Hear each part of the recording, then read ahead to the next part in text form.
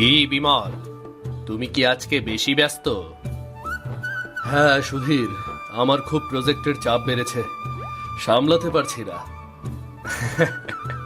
হ্যাঁ তা তো আমি জানি, কিন্তু তোমাকে এমন চিন্তিত লাগছে কেন? আর বলো না, স্ত্রী মেয়ে কাল থেকে বায়না ধরেছে গ্রামে ঘুরতে যাবে। হ্যাঁ, তাতে সমস্যা কি? যাও, এখন তো শীত এসেছে, ঘুরতে যাওয়ার সব থেকে ভালো সময় এটা। তুমি তো জানোই, ছোটবেলায় মা বাবা মারা যাওয়ায় গ্রামে আমার শুধু ওই স্মৃতির ঠিকানাটাই রয়েছে। আর দূর সম্পর্কের আত্মীয়রাও আমাকে প্রায় ভুলেই গেছে বললে চলে। তা সবই ঠিক আছে, কিন্তু বৌদি যেহেতু এত করে যেতে চাইছে, আমার মনে হয় ওদের নিয়ে একবার ঘুরে আসো। ওদের ভালো লাগবে, তোমারও আবার ঘুরে আসা হবে। হুম, দেখি, যদি অফিসে দুদিন ছুটি নিতে পারি তাহলেই যাব। বিমল, নতুন প্রজেক্টের রিপোর্টটি আজই শেষ করতে হবে। তুমি তো জানো ক্লায়েন্ট খুব তাড়াহুড়া করছে, মিস যেন না হয়। আজই রেডি করে আমাকে দেবে, কেমন? ঠিক আছে বস, ঠিক আছে। এত চাপের মধ্যে ছুটির কথা তুমি বলবে কিভাবে? আমিও তো তাই ভাবছি, কি যে করি। কি ভাবছেন? এই কার্টুনগুলো কিভাবে বানাই? কোনো চিন্তা নেই। আমাদের অফিস এফএস ক্রিয়েশনে হাতে কলমে শেখানো হচ্ছে 2D অ্যানিমেশন। অনলাইন কোর্সে আজই জয়েন করুন।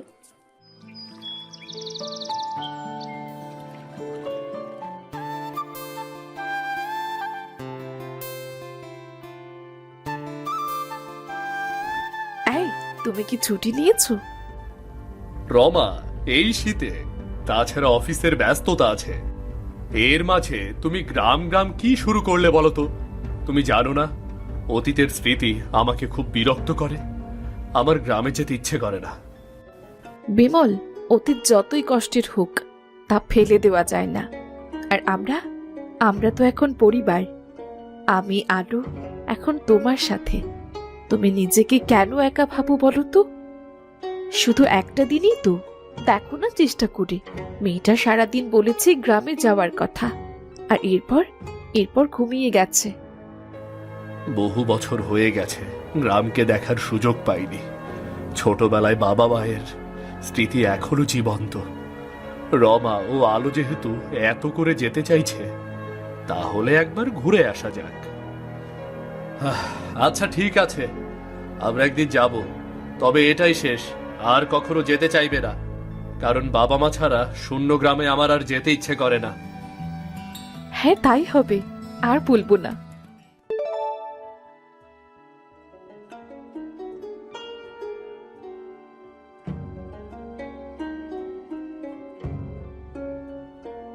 বাবা, আমরা কবে গ্রামে যাব? মাঝে বললো তুমি আমাদের গ্রামে নিয়ে যাবে। হ্যাঁ যাব মা, কয়েকদিনের মধ্যেই আমরা যাব। আমি খুব খুশি বাবা। আচ্ছা বাবা, তোমার গ্রাম দেখতে কেমন? নদী আছে, গাছ আছে বাবা? হ্যাঁ রে মা, আমাদের গ্রামটা ছবির মতো সুন্দর। গ্রামের পাশ দিয়ে নদী বয়ে গেছে, গাছ আছে, মাঠ আছে, পাখির ডাক, সবকিছু মিলিয়ে ঠিক যেমন ছবিতে দেখা যায় না, আমাদের গ্রামটা ঠিক তেমনই রে। বাবা, আমি যেমন ড্রয়িং করি তোমার গ্রাম কি তেমন? হ্যাঁ মা, তেমনই। কি ব্যাপার, বাবা মেয়ে মিলে কিসের এত গল্প করছো? আমাকেও বলো। জানো মা, আমি যেমন রং পেন্সিল দিয়ে সুন্দর গ্রামের দৃশ্য ড্রয়িং করি, বাবার গ্রাম নাকি তেমনি সুন্দর। হ্যাঁ রে মা, এই জন্যেই তো যেতে চাই আমরা। আচ্ছা শোনো না, তাহলে কবে যাচ্ছি আমরা? অফিসে এখন অনেক কাজের চাপ, কটা দিন পর বসকে বলে ছুটি নিতে পারলে আমরা যাব, কেমন? এই, আমরা গ্রামে যাব, কি মজা!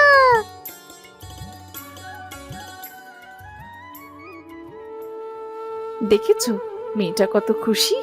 ওর খুশির জন্যই তো আমি তোমাকে বারবার বলছি। আমি বুঝতে পেরেছি, তুমি চিন্তা করো না, আমি যত তাড়াতাড়ি সম্ভব ছুটির ব্যবস্থা করছি। তোমাকে কিছু খাবার দেব, খাবে? হ্যাঁ, হালকা কিছু দিতে পারো। আচ্ছা ঠিক আছে, তুমি বসো, আমি খাবার নিয়ে আসছি।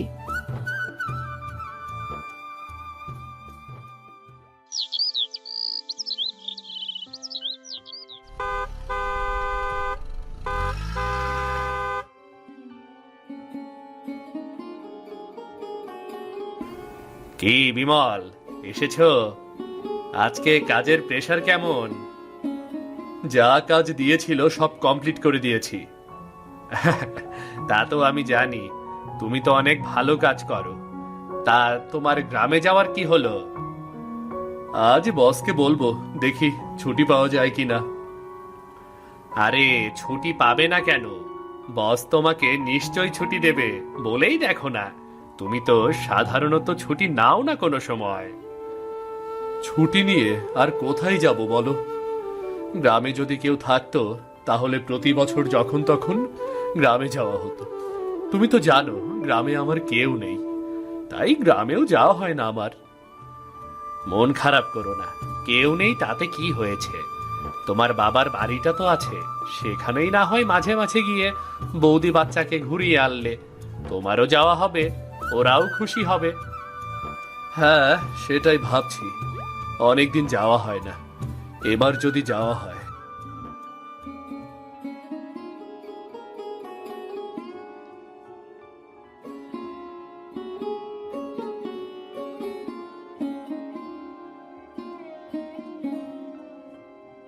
বস, আসতে পারি? হ্যাঁ বিমল, এসো। তোমার কাজ তো খুব ভালো হয়েছে, আমি খুশি হয়েছি। তো কি বলবে বলো? না মানে বস, বলছিলাম কি, আমার 2 দিনের ছুটি ভীষণ প্রয়োজন। কোথায় যাবে? একটু গ্রামে যাব। তাই নাকি? এ তো ভালো কথা। ঠিক আছে, যেতে পারো। ইভেন তুমি তো তেমন একটা ছুটিও নাও না, চাইলে আরো 2-1 দিন বাড়িয়েও নিতে পারো। না বস, আমার 2 দিনের ছুটিতেই হবে। ওকে, ভালোভাবে ঘুরে এসো তাহলে।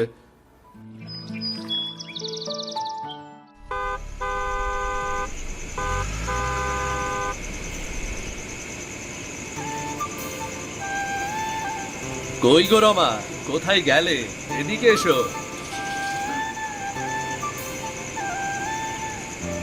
হ্যাঁ বলো, আজ এত তাড়াতাড়ি চলে এসেছো যে, কি ব্যাপার? অফিসে ছুটিটা হয়ে গেছে, আমরা আজ রাতেই বের হব। আজ রাতেই? গোছগাছ করতে তো সময় লাগবে। আরে না, এত কিছু গোছাতে হবে না, আমরা তো যাব মাত্র 2 দিনের জন্য। সবকিছু এরই মধ্যে গুছিয়ে নাও। আলোমা, আলোমা কই? মা আলো, কোথায় তুমি? এদিকে এসো।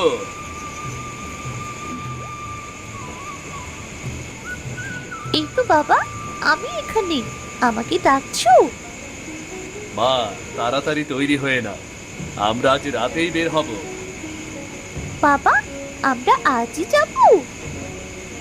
হ্যাঁ মা, তুমি শীতের কাপড় পরে নাও, বাইরে অনেক ঠান্ডা। আচ্ছা বাবা, আমি এক্ষুনি তৈরি হচ্ছি।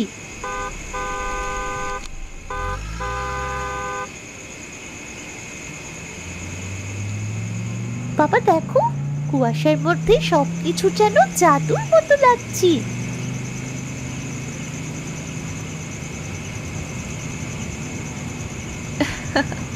হ্যাঁ আলু, কিন্তু এমন পথে একটু সাবধানও থাকতে হয়, রাস্তা অনেক খারাপ, কুয়াশায় তেমন ভালো দেখাও যাচ্ছে না। চিন্তা নেই, আমি ধীরে ধীরে চলবো। শহরের ব্যস্ততা ছেড়ে গ্রামের পথে আসাটা আনন্দের, তবে এই কুয়াশাটা সত্যিই বিপজ্জনক। বাবা, কি হলো? থামলে কেন? আমরা কি এসে গেছি?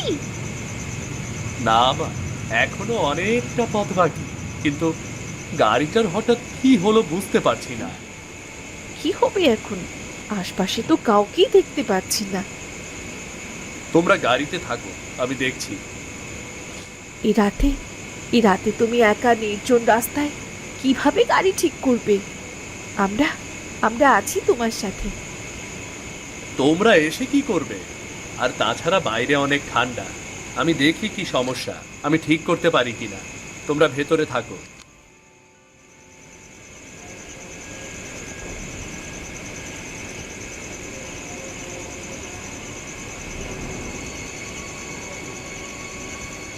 এই শীতের রাতে তোমরা কোথায় যাও? আমরা রামনগর গ্রামে যাচ্ছি, তবে গাড়িটা নষ্ট হয়ে গেছে। রামনগর? সে তো অনেক দূরের পথ। তোমরা এত দূরে তো যেতে পারবে না, আর রাস্তাটাও তেমন ভালো না। বিমল, এখন এখন কি হবে? বাবা, আমরা কি কুয়াশায় এখানেই থাকবো? গ্রামে যেতে পারবো না? শান্ত হও মা, দেখি একটা ব্যবস্থা করা যায় কিনা। তোমরা ভয় পেও না, এই রাতটা খুব দীর্ঘ। তবে তুমি যদি আমাদের এখানে একটি পুরাতন বাড়িতে যাও, তাহলে নিরাপদেই থাকতে পারবে। হ্যাঁ বুড়িমা, আজ রাতটা পার হলে সকালে আমরা গাড়িটা ঠিক করে যেতে পারবো। আজকে যদি কোথাও থাকার একটা ব্যবস্থা হয় খুবই ভালো হতো। এসো, এসো আমার সাথে। আমরা তো ওনাকে চিনি না, ওনার সাথে যাওয়াটা কি ঠিক হবে? এখন আমাদের কাছে আর কোনো উপায় নেই। এই রাতে অন্ধকারে কি করব বলো? চলো, চিন্তা না করে, আমি তো আছি। আর তাছাড়া বুড়ি মানুষ, সে আমাদের কি বা খারাপ করবে বলো না?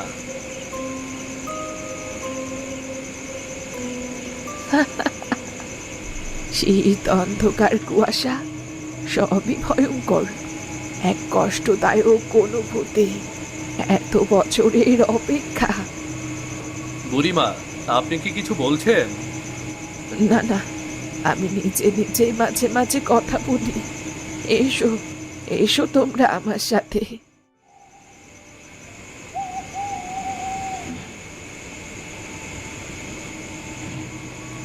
এই পুরাতন বাড়িটি দীর্ঘদিন থেকে অতিথিদের জন্যই অপেক্ষা করছে। এখানে রাত কাটাও, ভোরে গাড়ি ঠিক করে গ্রামে চলে যেও। তোমরা তাহলে থাকো, আমি এখন যাই, পরে আবার আসবো। বুড়িমা, আপনি আমাদের অনেক বড় উপকার করলেন। আপনাকে অনেক অনেক অনেক ধন্যবাদ।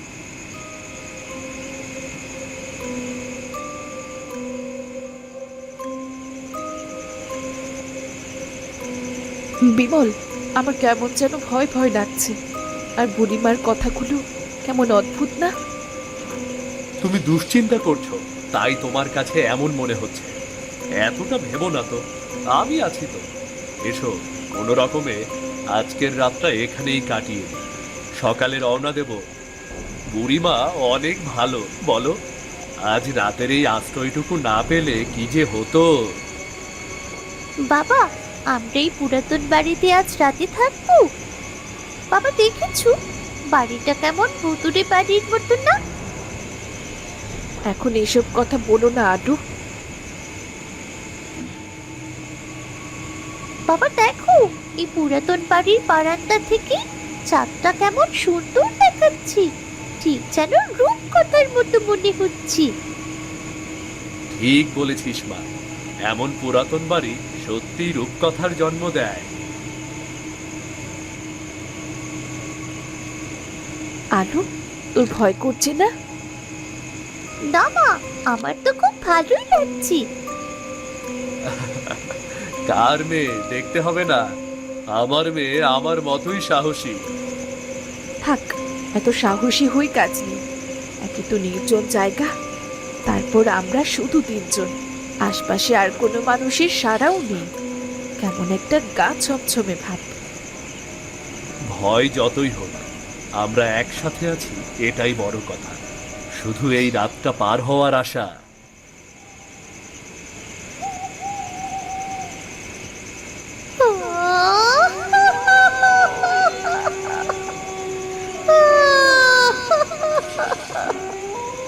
বিমল, বিমল, শুনছো তুমি?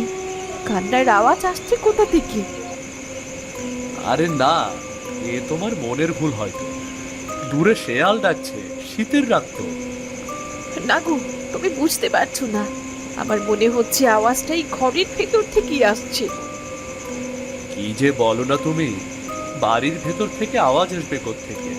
তুমি এসব উল্টাপাল্টা চিন্তা বাদ দিয়ে এখন ঘুমাও তো। বাবা, আমার ঘুম পাচ্ছি। ঘুমিয়ে পড়ো মা, কাল সকালে উঠে রওনা দিতে হবে। আচ্ছা বাবা। কই গো রমা, তুমিও ঘুমাও। আমার তো ঘুম আসছে না। সব দুশ্চিন্তা বাদ দিয়ে ঘুমের চেষ্টা করো, শুধু রাতটা পেরোনোর অপেক্ষা করো, সকাল হলেই আমরা চলে যাব।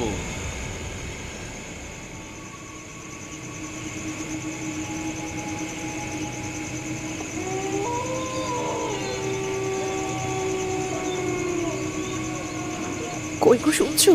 তাড়াতাড়ি ওঠো। কি হয়েছে? দেখো, আলো বিছানায় নেই। কোথায় গেল সে? কি বলছো এসব? এত রাতে আলো কোথায় যাবে? আমি কিচ্ছু জানি না, তুমি তাড়াতাড়ি আলোকে খোঁজো। হ্যাঁ চলো, আলোকে খুঁজতে হবে।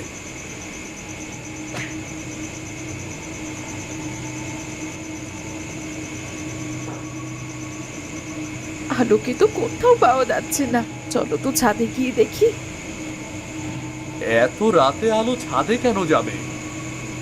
আমি তো কিছুই বুঝতে পারছি না, কিন্তু আগে ওকে খুঁজতে হবে, চলো।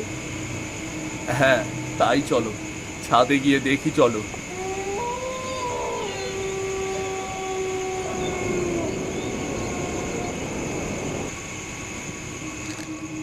বিমল, বিমল, ওই যে আবার আলো। ধরো ওকে, ও পড়ে যাচ্ছে।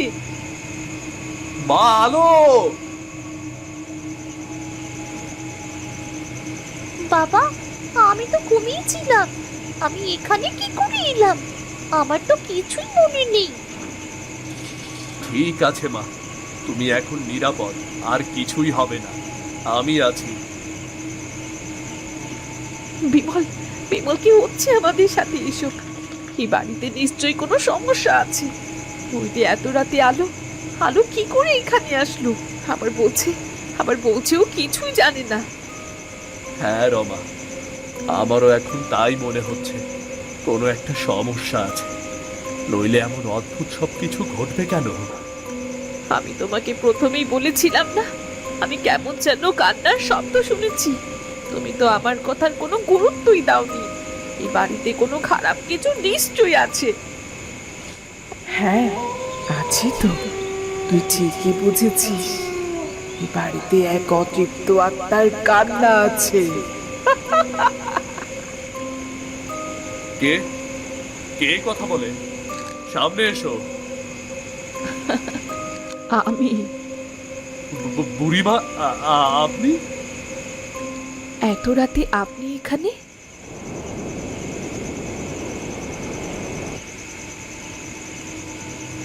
তোরা কেন আলোকে যেতে দিলি না আমার সাথে? কেন ওকে আটকালি? বল, কেন আটকালি? বুড়িমা, কি বলছেন এসব আপনি? আলো তো ছাদ থেকে পড়ে যাচ্ছিল, আমি ঠিক সময় না আসলে ও তো এতক্ষণে পড়ে যেত। আমি তো এটাই চাই, ও পড়ে গিয়ে মরে যাক। আপনি কি বলছেন বুড়িমা? আমার মেয়ে আপনার কি ক্ষতি করেছে? আপনি ওকে কেন মারতে চান? তোর মেয়ে নয়, তোর স্বামী ক্ষতি করেছে আমায়। আমি? আপনার কি ক্ষতি করেছি আমি? আপনার কি ক্ষতি করেছি বলুন তো? আমার বাচ্চাকে তুই মেরে ফেলেছিস। আমি আপনার বাচ্চাকে কিভাবে মারবো? কে আপনার বাচ্চা?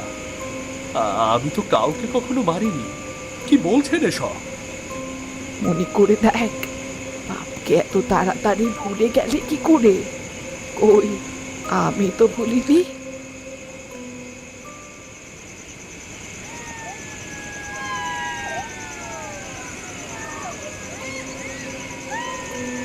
মনে করে দেখ, বহু বছর আগে তুই এই পথে একদিন রাতে গাড়ি নিয়ে যাবার সময় একটি হরিণ ছানাকে গাড়ি চাপা দিয়ে মেরেছিলি। ভুলে গেলি সে রাতের কথা? কি? আমি আমি? হ্যাঁ, মনে পড়েছে। আজ থেকে 7 বছর আগে আমি গাড়ি নিয়ে গ্রাম থেকে শহরের দিকে যাচ্ছিলাম। হঠাৎ একটা হরিণ ছানা আমার গাড়ির সামনে চলে এসেছিল। আমার গাড়ির ধাক্কায় ছিটকে পড়ে সে বেঁচেও ছিল, কিন্তু আমি কোনো গুরুত্ব না দিয়ে চলে যাই। হ্যাঁ, আমি সেই হরিণ ছানার মা। তুই যদি সেদিন ওভাবে না চলে গিয়ে আমার ছানাকে বাঁচানোর জন্য এগিয়ে আসতি, তাহলে আমার ছানা আজ বেঁচে থাকতো। তুমি তুমি তো মানুষ, তাহলে হরিণ ছানা তোমার সন্তান হয় কিভাবে? আমি জাদু করে মায়া হরিণী, আর আমার সন্তান ছিল আমার একমাত্র জীবনের খুশি। সেদিন আমার সাথেও খেলছিল, হঠাৎ তোর গাড়ি এলো, তুই আমার ছানাকে পিষে দিয়ে চলে গেলি, আর আমার ছানাকে সামান্য প্রাণী ভেবে হত্যা করেছিলি তুই। আর সেই দিন থেকে আমি তোর অপেক্ষায় আছি। এখন তোর সন্তানকে আমি তোর কাছ থেকে কেড়ে নেব, বোঝাবো তোকে সন্তান হারানোর যন্ত্রণা কেমন হয়। বুড়িমা, আপনি আমাদের উপর এত বড় প্রতিশোধ নেবেন না। আমার স্বামী না বুঝে ভুল করেছে, ক্ষমা করে দিন, তাকে ক্ষমা করে দিন। হ্যাঁ বুড়িমা, আমি সেদিন না বুঝে তোমার সন্তানকে মেরেছি। তুমি আমাকে ক্ষমা করে দাও। আমার সন্তানের ওপর তুমি প্রতিশোধ নিও না কৃপা করে। আমাদের ক্ষমা করে দাও। তোকে ক্ষমা করলে কি আমার সন্তান ফিরে আসবে? এতটা বছর ধরে আমি আমার হারানো সন্তানের বুকের ব্যথা নিয়ে কাঁদছি। তুই কি আমার সন্তানকে ফিরিয়ে দিতে পারবি? না বুড়িমা, একবার হারিয়ে গেলে আর তাকে ফিরিয়ে আনা যায় না। আমি আমার ভুলের জন্য মন থেকে অনুতপ্ত। তুমি আমাকে যা বলবে আমি তাই করব, কিন্তু তুমি আমার পরিবারের কোনো ক্ষতি করো না, কোনো ক্ষতি করো না তুমি। বুড়িমা, বুড়িমা, তোমার ছানার জন্য আমরা দুঃখ প্রকাশ করছি। আমরা বুঝতে পারছি তোমার মনে কতটা ব্যথা। আমরা ভুল স্বীকার করছি, আমাদের ক্ষমা করো। ঠাকুমা, তুমি আমাদের ক্ষমা করে দাও। আমার বাবা তোমার বাবুকে না বুঝে মেরেছি। আমার বাবা ভালো, যদি সে বুঝতে পারতো তাহলে কখনোই মারতো না। তুমি আমার বাবা মাকে শাস্তি দিও না। আমাকে আমার বাবা মার থেকে আলাদা করো না। আমাদের একসাথে থাকতে দাও। আমি বুঝতে পারছি তোরা সত্যিই অনুতপ্ত। তোদের চোখে সততার দীপ্তি দেখেছি, তাই আমি তোদের ক্ষমা করলাম। হ্যাঁ, আমি বুঝেছি অতীতের পাপ কখনো সহজে ভোলা যায় না, কিন্তু ক্ষমা নতুন জীবন দেয়। বুড়িমা, আজ আমরা শিখলাম যে কোনো প্রাণী ও প্রকৃতির প্রতি সদয় হওয়া কতটা জরুরি। আমরা আর কখনো কারো কোনো ক্ষতি করব না। শুধু শিখলে হবে না, জীবনে তা প্রয়োগও করতে হবে। যে কোনো প্রাণীর প্রতি সদয় হওয়া উচিত, হোক সেটা ছোট কিংবা বড়। যাও, তোমরা আজ থেকে আমার প্রতিশোধের ক্রোধ থেকে মুক্ত। নতুন শিক্ষার সঙ্গে জীবনের পথে এগিয়ে যাও। এই রাত তোমাদের শিক্ষা দিল প্রতিশোধ নয়, ক্ষমাই শক্তি। বাবা, আমাদের আর কোনো ভয় নেই, তাই না? ঠাকুমা চলে গেছে। হ্যাঁ রে মা, বুড়িমা আমাদের ক্ষমা করে দিয়েছেন, আর আমাদের জীবনে শিক্ষা রেখে দিয়ে গেছেন। অতীতের ভুল এবং পাপ কখনো ভোলা যায় না।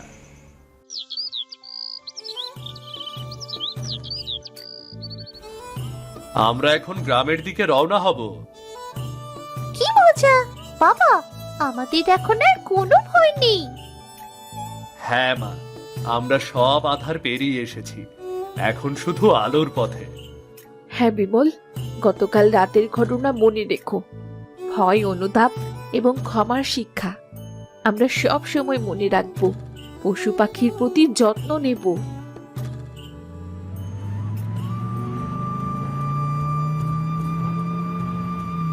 বাবা দেখো, বাইরে কি সুন্দর গাছ পাখি। গ্রাম তো এমনই হয় আলো, নির্মল, সুন্দর, শান্তির জায়গা। তাই তো আমরা মামির তোমাকে এতবার বলেছি গ্রাম দেখাতে। হুম, এই জন্যই তো তোমাদের নিয়ে যাচ্ছি। বিমল, কোথায় আছো? গ্রামে পৌঁছেছো? হ্যাঁ সুধী, আমরা ঠিক আছি। তবে সত্যিই অনেক বড় শিক্ষা পেলাম। পুরনো পাপ কখনো শেষ হয় না, কিন্তু ক্ষমা ও সতর্কতা সবকিছুর উপর জয়ী হয়। কি বলছো তুমি এসব? কিসের পাপ? ফিরে সব বলবো। ঠিক আছে, সাবধানে ঘুরে এসো। আমরা একসাথে আছি, আরো নিরাপদ। রাতের অভিজ্ঞতা আমাদের পরিবারকে আরো শক্ত করেছে। হ্যাঁ বাবা, আমরা সব সময় সতর্ক থাকবো, আর কখনো কোনো প্রাণী আর প্রকৃতির প্রতি অমানবিক আচরণ করব না। আহ, সত্যি আমরা শিখেছি। আর শুধুমাত্র শিক্ষা নয়, আমাদের মনেও শান্তি এসেছে। এই গ্রামের পথ, এই রাতের ঘটনা সবই আমাদের জীবনের নতুন দৃষ্টিভঙ্গি দিল। হ্যাঁ বিমল, আমরা একসাথে আছি, আর এই শিক্ষা আমাদের সন্তানদের জন্য গুরুত্বপূর্ণ হবে। এমন গল্প দেখতে আমাদের চ্যানেলটি সাবস্ক্রাইব করতে ভুলবেন না কিন্তু।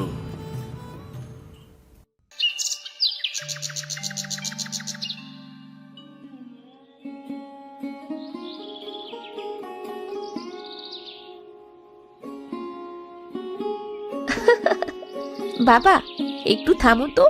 সেই সকাল থেকে কাজ করছো, একবারও তো বিশ্রাম নিচ্ছ না বাবা।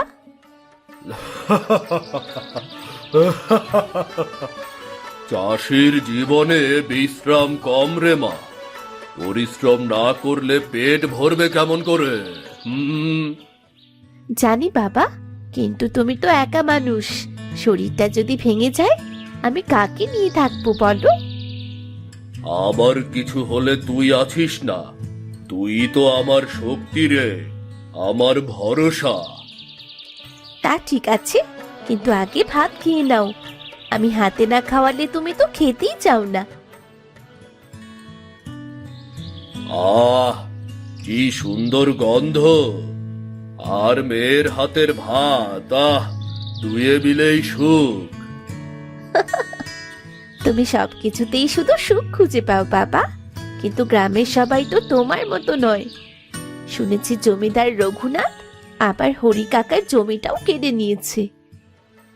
হ্যাঁ শুনেছি, সে তো আগেও অনেকের জমি নিয়েছে। ভয়ে কেউ কিছু বলে না। ভয় কিসের? অন্যায় করলে চুপ থাকা মানে অন্যায় কি বড় করা। সহজ না রে মা। ওর কাছে আছে টাকা, দেহরক্ষী, ক্ষমতা।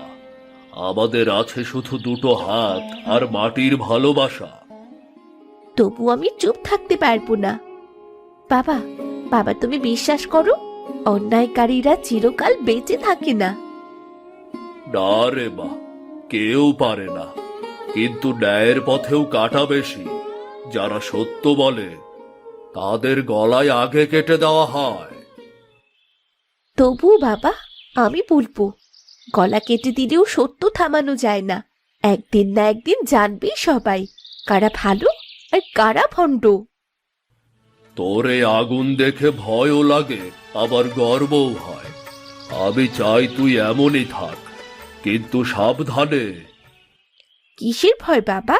সত্য মানুষকে কখনো হারায় না। আহ, ঠিক বলেছিস মা, কিন্তু মনে রাখিস, পাপী মানুষ নিজের মৃত্যুর আগেই তার ঘর পোড়ায়। একদিন এই গ্রামের মানুষ ঠিক জেগে উঠবে, এই অন্যায়ের রাজত্ব শেষ হবে বাবা। তুই তো দেখি আমার চেয়ে বেশি বড় কথা বলে ফেললি রে। কিন্তু আমি গ্রামের মেয়েদের মধ্যে একটু আলাদা, তাই না বাবা? আলাদা তো বটেই। তুই আবার চোখের মনি। তোর হাসিতে আবার পরিশ্রমের দাম পাই রে, বুঝলি?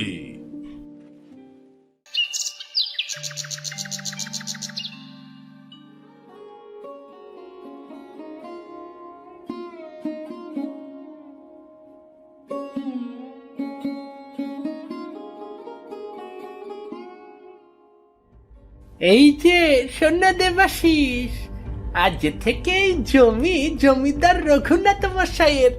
তোমার আর কোনো অধিকার নেই এখানে। কি বললে? এই জমি আমি নিজের ঘাম ঝরিয়ে চাষ করেছি। বছরের পর বছর এই মাটিতে আমার ঘামের গন্ধ লেগে আছে। কিসের জোরে কেড়ে নিচ্ছে? জমিদার মশাইয়ের হুকুম, এখন থেকে এই জমিতে তোমার পা পড়বে না। হুকুম? অন্যের জমি কেড়ে নেয়া যদি তার হুকুম হয়, তাহলে তা অন্যায়। বেশি কথা কইতাছ চাষা। জমিদার মশাইয়ের বিরুদ্ধে জিভ খুললে জিভ কেটে নেব। থামো, এটা আমার ফসল। তোমরা পাপ করছো। পাপ পূর্ণ এসব জমিদাররা মানে না। এখানে শুধু একটাই কথাই চলে, রঘুনাথ মশাইয়ের ইচ্ছা।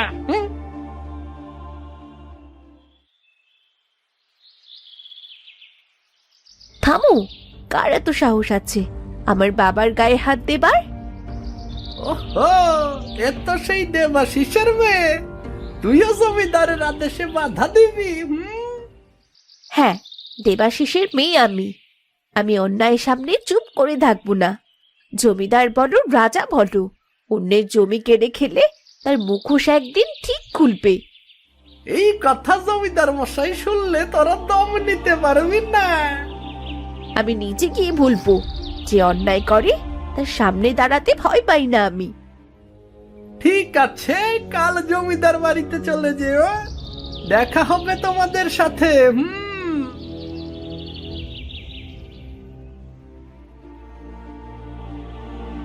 বাবা, কতটা অন্যায় করলে মানুষ এমন নিষ্ঠুর হয়। আমি যাব বাবা, ওই জমিদারের কাছে আমি যাব। আমি তার চোখে চোখ রেখে বলবো, আমাদের জমি আপনি কোনোভাবেই নিতে পারবেন না। মিতু, ওদের সাথে মোলাকাত মানে আগুনে হাত দেওয়া রে। আগুনে হাত দিয়েও যদি অন্যায়ের শেকল পোড়ানো যায়, আমি ভয় পাই না বাবা।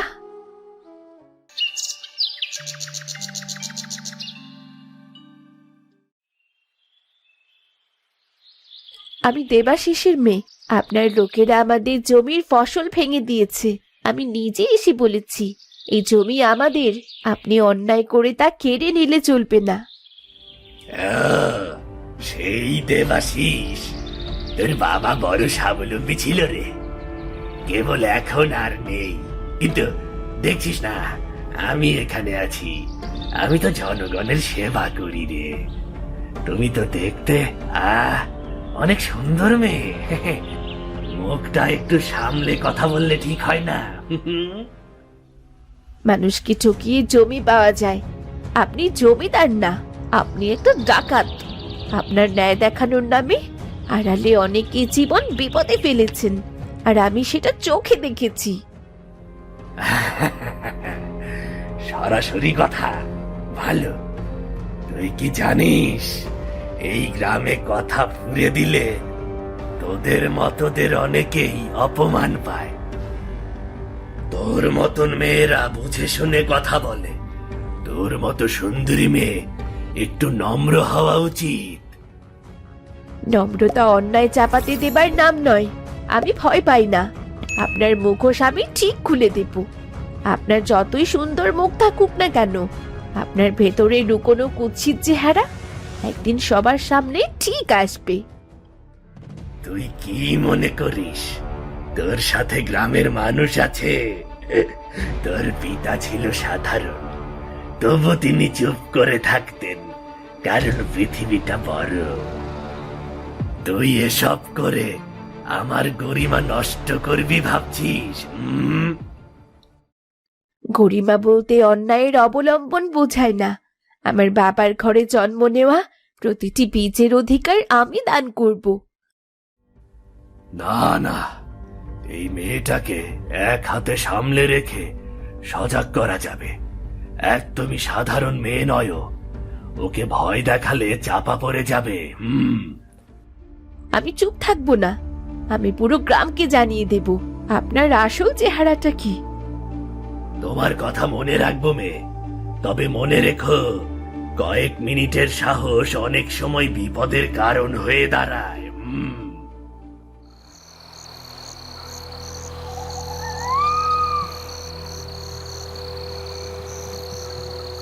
রাতে সিপাহীরা মৃতকে মুখ বেঁধে তার বাড়ি থেকে তুলে নিয়ে যায়, গুদাম ঘরে বন্দি করে রাখে।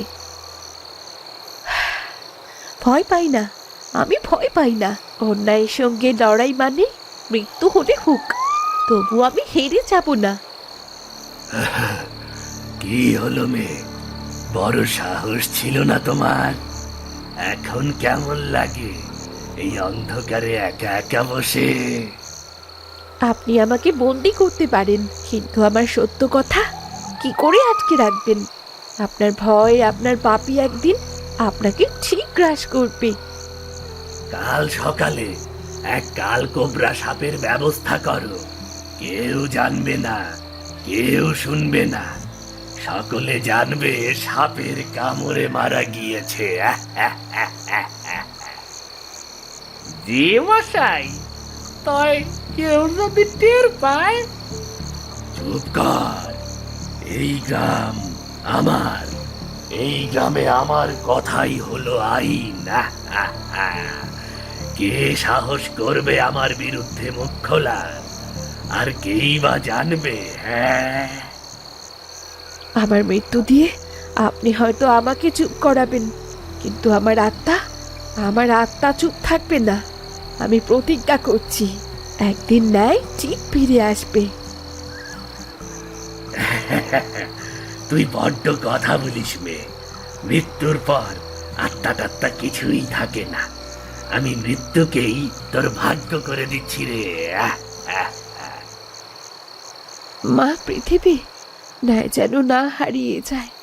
যদি আমি মরেও যাই, আমার আত্মা যেন এই অন্ধকারে ন্যায়ের আলো হয়ে ফিরে আসে। সব শেষ করো আজ রাতেই, সকাল হবার আগে যেন কেউ কিছু না জানে।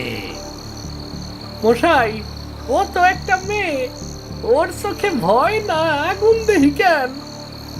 চুপ কর, তুই তোর কাজ কর, বাকিটা আমি দেখব। ওর জেদ যদি আজ না মরে, কাল আমি জ্বলবো।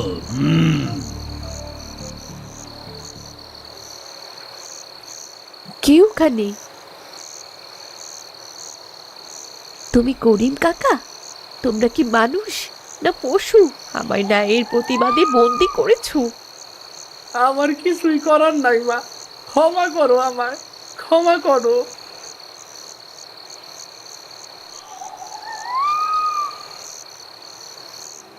তুইও নির্দোষ প্রাণী, তুই জানিস না তোকে দিয়ে কি অন্যায় করানো হচ্ছে, কিন্তু আমি ভয় পাই না। ন্যায় আমার সঙ্গে মরবে না, আমার আত্মা ঠিক ন্যায় চাইবে। শুনে রাখো জমিদার, তোমার পরিবারে অভিশাপ নামবে। মিতু এতক্ষণে মরে গেছে, ওর লাশটা কি করব? ওর বাড়ির সামনে ফেলে দিয়ায়, লোকে ভাববে বাড়ি থেকে সাপে কেটেছে।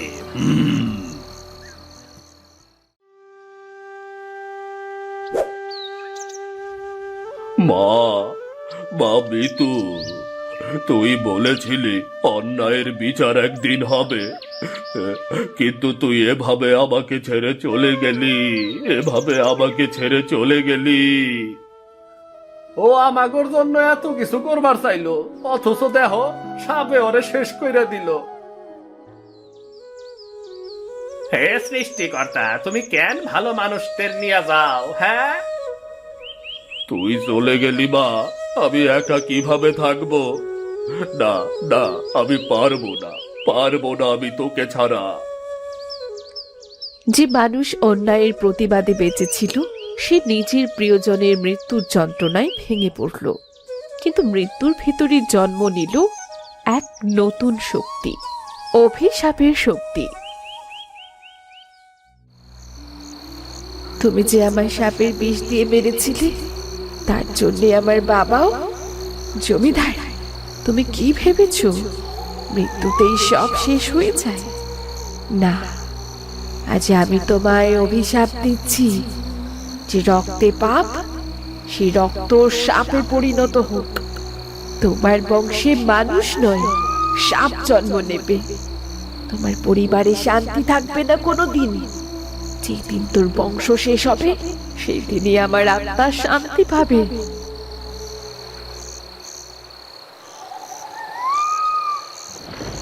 সেই রাতে কুসুমপুর গ্রাম জেগেছিল এক অভিশপ্ত ঝড়ের সাক্ষী হয়ে। আর সেই ঝড়ের পর থেকেই জমিদার বংশের সূর্য ধীরে ধীরে অন্ধকারে হারিয়ে যেতে শুরু করলো।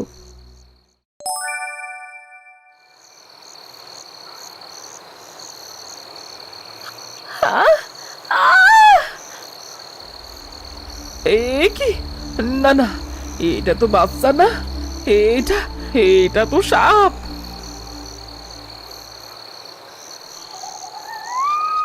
দাইমা, কি হয়েছে? তুমি এভাবে দৌড়ে চলে যাচ্ছ কেন? আমার সন্তান কোথায়?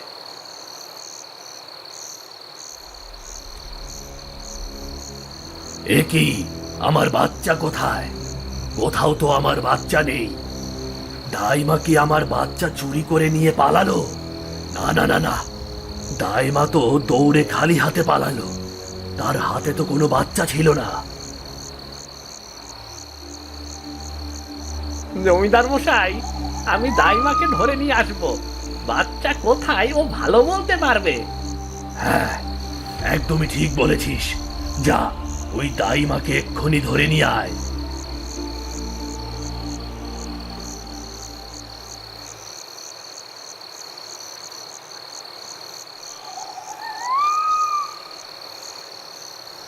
দাইমা, কোথায় আপনি? বেরিয়ে আসুন তাড়াতাড়ি। জমিদার মশাই আপনাকে তলব করেছে। কি হলো, কথা কানে যাচ্ছে না? বেরিয়ে আসুন।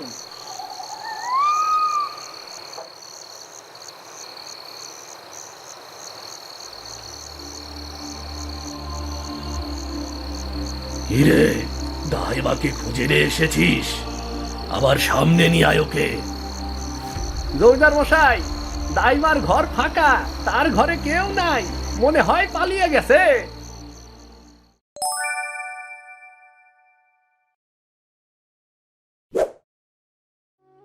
তুমি বুঝতে পারছো না? তোমার পাপ, তোমার লোভ, আমি আমার সন্তানকে হারিয়ে ফেললাম। আমাদের ও, শান্ত হও কমলাবতী, বিষয়টা আমরা সামলাবো। শান্ত হও। আমি তোমার কোনো কথাই শুনতে চাই না। আমাকে একটু একা থাকতে দাও দয়া করে। সাপ, সাপ, দেখো দেখো এখানে। কমলাবতী, শান্ত হও। কোথায় সাপ? আমি তো কোথাও সাপ দেখতে পাচ্ছি না। কোথায় সাপ? দেখেছো, সে পালালো। কি হচ্ছে আমাদের সাথে? আমাদের জীবনে আর কখনো আমরা শান্তি পাবো না। আহ!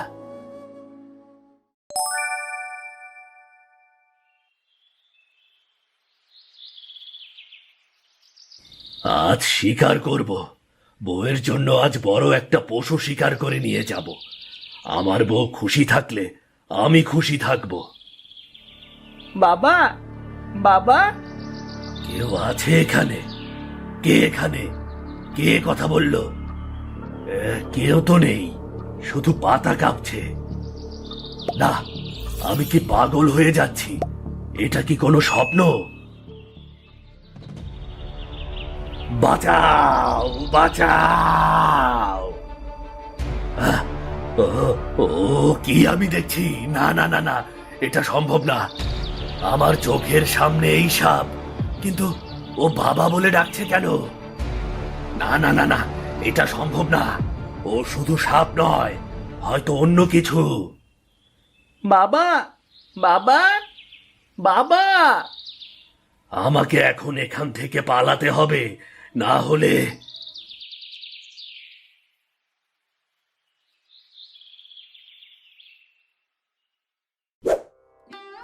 জমিদারের ভয় তীব্র হলো। শিশু স্বর আর সাপের অস্তিত্ব শুধু সন্দেহ নয়, এটা সত্য।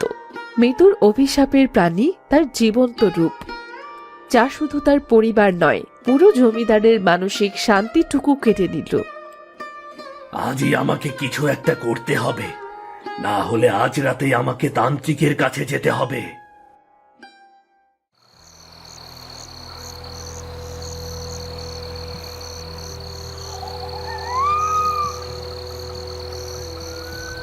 আমি আমি এসেছি সত্য জানতে।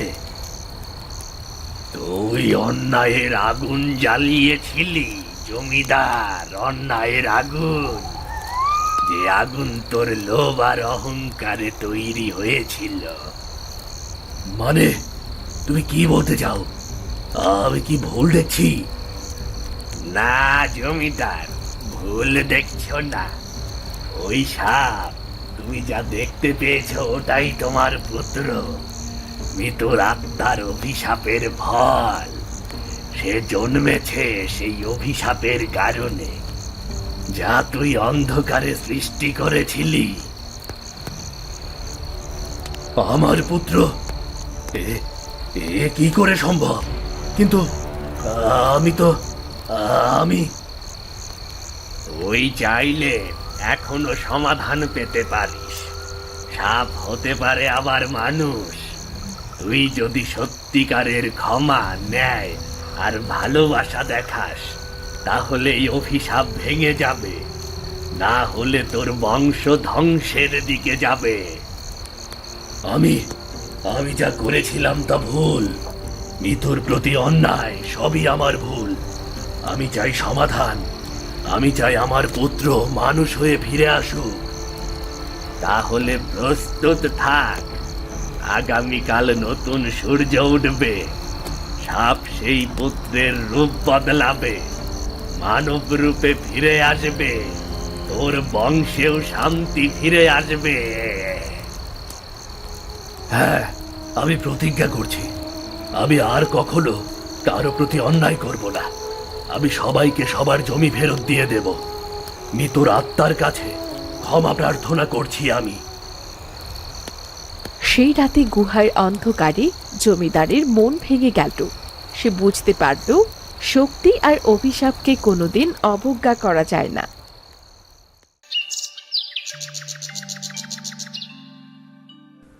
হে সৃষ্টিকর্তা, আমি কি করেছি তা আমি বুঝতে পারছি। আমার পাপ ক্ষমা করো। আমি মৃত্যুর প্রতি অন্যায় করেছি। মৃত্যু, আমাকে ক্ষমা করে দাও। আমি অনেক ভুল করেছি। সত্য স্বীকার করো জমিদার। গ্রামবাসীর সামনে অনুতাপ জানাও। সত্যি কথা ছাড়া আর কোনো উপায় নেই। গ্রামবাসীরা শুনুন, আমি অন্যায় করেছি। মৃত্যুকে আমি মেরেছি। তার অবিচার আর মৃত্যু সবই আমার কারণে।